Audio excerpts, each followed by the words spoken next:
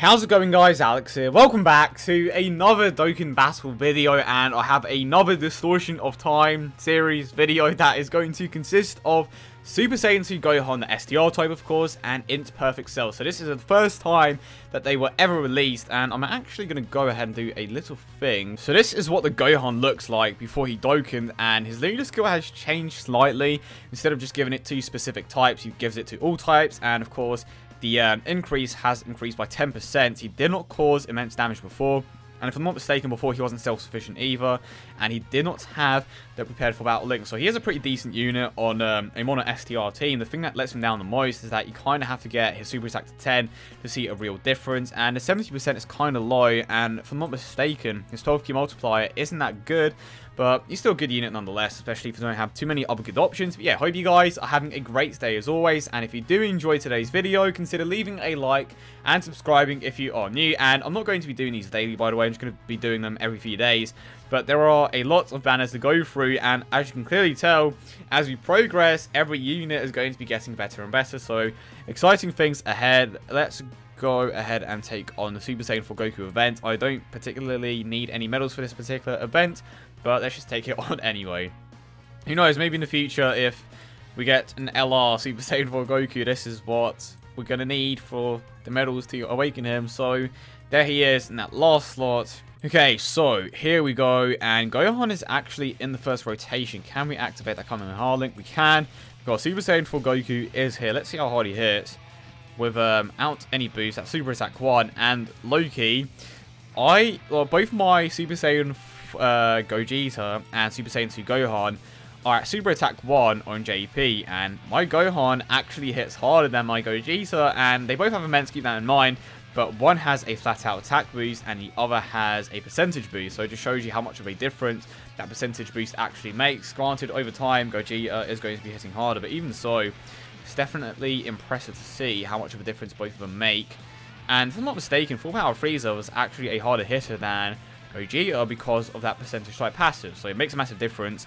And if you haven't seen it already, I did a test between my Super Saiyan Blue Kaioken Goku as well as Super Saiyan Kaioken Goku, and that was a very interesting result. And in that particular video, you will see how much of a difference those percentage increases actually make. And of course, the ability system helps out a bunch as well, and did not get the crit. Wow, that doesn't happen too often.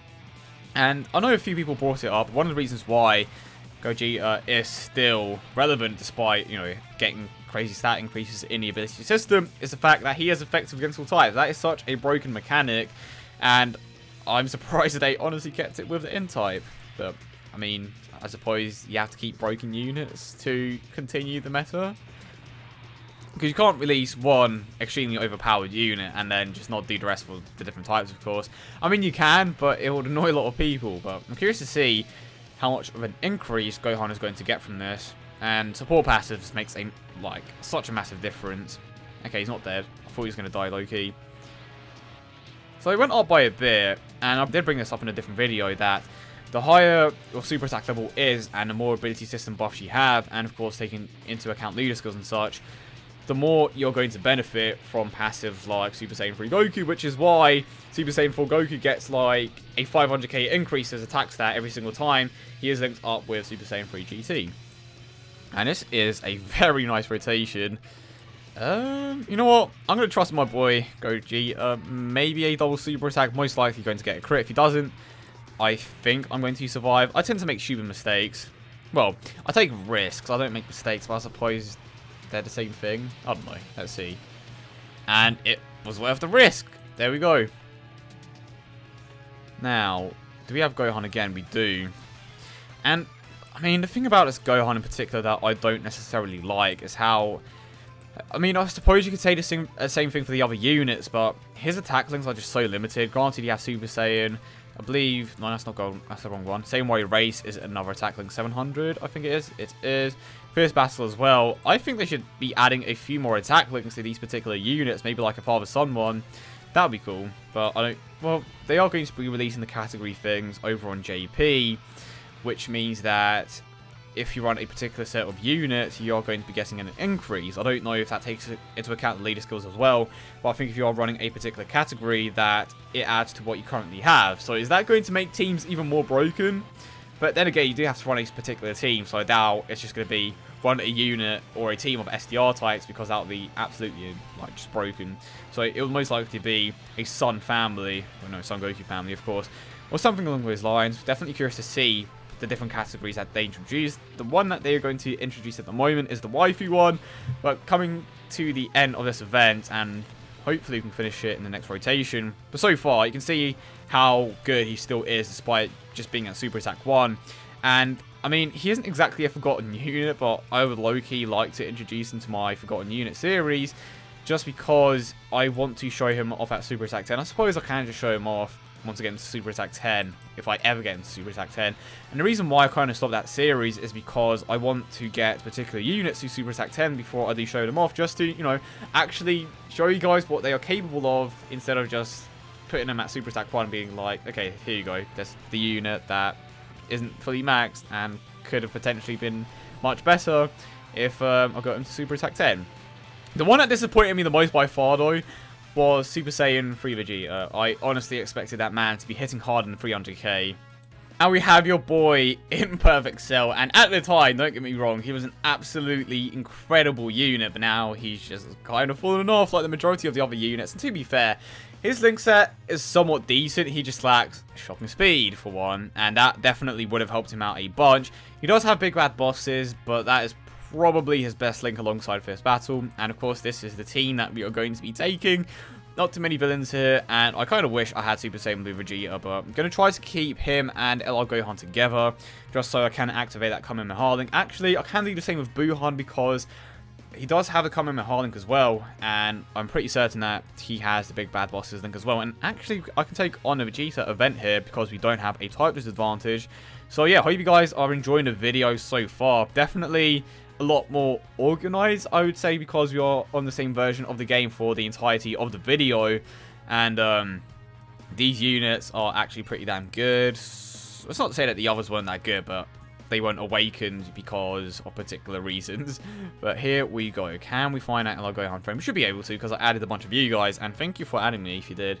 So it definitely is going to be a bit hard to avoid super attacking with Gohan, especially when you have like 2 orb changes in your team. I'm going to try my very best, but you're still going to one-shot everything pretty much. Well, this rotation we should be fine. Let's put Gohan in this last slot. Let's activate that First Battle link. Can Trunks take him out here? I don't know, because he doesn't have any pass open. He has dodge, so maybe he could dodge. Gohan could get an additional if we're lucky. Let's see what happens here. I absolutely love this card. I'm not going to lie to you guys. When you combine him with that Gogeta lead, he is an absolute beast. And my one on JP, it isn't even at Super Attack 10. Well, we did get the additional, but unfortunately, it was just a normal attack. So, we have Perfect Cell, and we have Gohan. Actually, we can avoid Super Attack in here. Who would have thought? Here we go. Oh, look at all those orbs. My boy Cell moving up in the world. I'm actually curious to see how hard he hits. You know what? That's actually more than I thought he would hit for. That's not too bad. But now we need to activate that Big Bad Boss's link. That is the link that we definitely have to activate. And we're going to try to activate that once Gohan comes back around. And in the next rotation, we have Piccolo, Rage Trunks, and the Orb Changer Goku. There we go. And I was kind of reluctant on running the Orb Changer Goku, but damn it, no Fist Battle. But I just did it in the end, and surprisingly, he does work pretty damn well. Piccolo Super Attack, there we go. Oh, Cell. This is Cell's time to shine. We have a time advantage. We're going to have the Gohan come up. And if we could take a bit of damage here, that would be appreciated. Oh, okay. So, Big Bad Bosses is going to be active next turn. Piccolo, don't kill him. I mean, he's at Super Attack 1, so realistically he shouldn't. But you never know what Piccolo can pull out the bag. Yeah, I don't think there's a chance. Maybe. We'll see. Highly doubt it. There we go. Now, it is time. I'm pretty certain, I'm like 99% sure that Gohan does have Big Bad Bosses, but I'm going to check anyway. Okay, I almost thought I didn't see that for a moment. So, there we go. In before Cell just magically had that Super Saiyan link. I know he doesn't have it, but that would have been interesting. I mean, technically they could have given him the most versatile Link set in the game because he has the cells from, you know, Saiyans, Frieza, and such. But I think that would have been too OP. Wow, really did not increase it by that much, did it? Like 10k. I was expecting a lot more. Cell, I'm disappointed.